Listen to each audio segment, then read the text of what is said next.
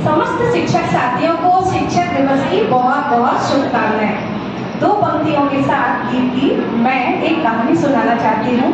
तो दो पंक्तियाँ गीत की।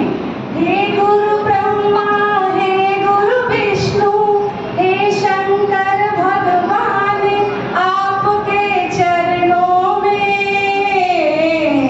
हे गुरुदेव प्रणाम, आपके चरणों में हे गुरुदेव प्रणाम, आपके चरणों में। अब मैं एक कहानी सुनाती हूँ जो कि शिक्षक दिवस से ही संबंधित है। और हम जानते हैं कि शिक्षक दिवस में शिष्य और गुरु परंपरा में गुरु दक्षिणा का विशेष महत्व होता है। तो गुरु दक्षिणा के महत्व से संबंधित ही एक छोटी सी कहानी है। प्राचीन समय की बात है जबकि विद्यार्थी आश्रम में रहकर विद्या अध्ययन करते थे, उस समय की बात है। और उस आश्रम में एक महान और बहुत ही तपस्वी और साथ ही साथ ज्ञानी गुरु हुआ करते थे। और वो गुरु अपने विद्यार्थियों को वहाँ पर संस्कार और मूल्यों की शिक्षा दिया करते थे।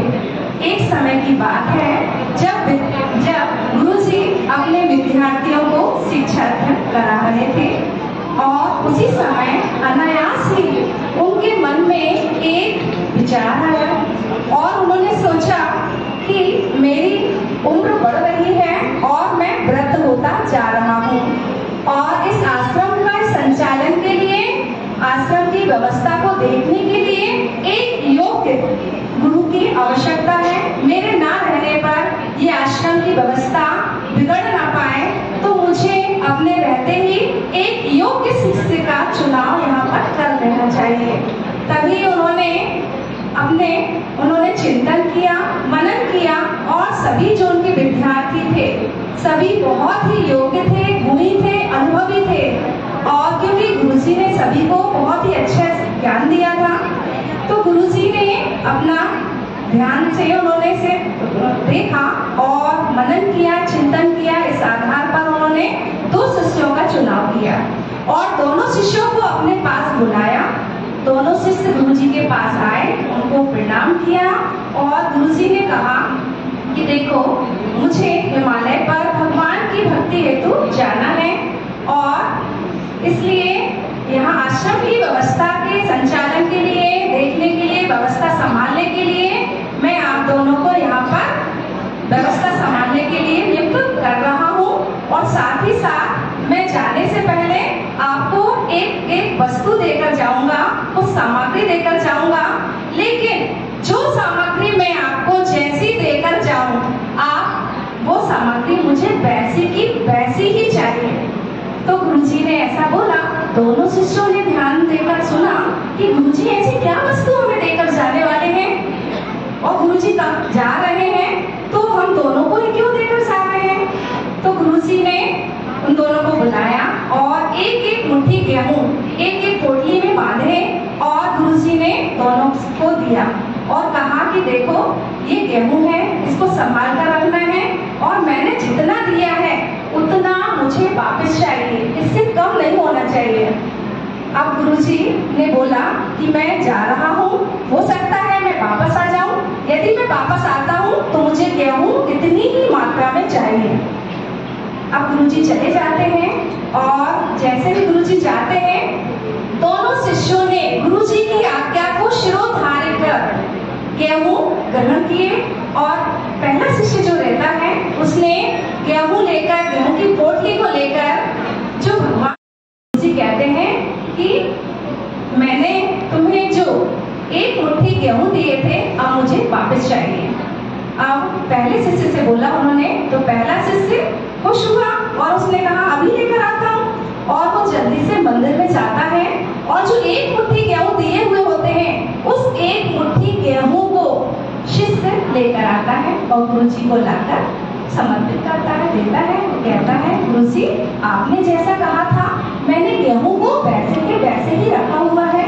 गुरुजी पोटली खोलते हैं, देखते हैं कि उसमें गेहूं तो दिखाई ही नहीं दे रहे हैं। तो मैंने तो भगवान जी के पास रख दिए और रोज पूजा अर्चना करता रहा और अब मैं तो गुरुजी ने कहा, दूसरे शिष्य से पूछा कि अच्छा ये बताओ तुम्हारे वाले गेहूं कहाँ पर है, मुझे वापस दो। तो गुरुजी से दूसरा शिष्य बोला और उसने माफी मांगी पहले तो कि गुरुजी आप मुझे माफ कीजिए, आपके जाने के तुरंत बाद ही मैंने जो आपने मुझे 1 मुट्ठी गेहूं दिए थे, आश्रम के पीछे जो खाली जगह पड़ी थी, मैंने उस खाली जगह पर 1 मुट्ठी गेहूं फैला दिए, आप मुझे इसके लिए माफ कर दीजिए। गुरुजी को ले जाता है, गुरुजी को कि चलिए गुरुजी मैं आपको दिखाता हूँ, आश्रम के पीछे ले आता है। तो गुरुजी देखते हैं वहां पर बहुत बड़ी फसल लहरा रही थी। अब आश्रम में इतनी बड़ी फसल को देखकर गुरुजी हैरान हो जाते हैं और पूछते हैं ये क्या, मैंने तो तुम्हें सिर्फ 1 मुट्ठी गेहूं दिए थे, 1 मुट्ठी से इतनी बड़ी फसल कैसे हो गई, चारों ओर ये फसल कैसे लहरा रही है।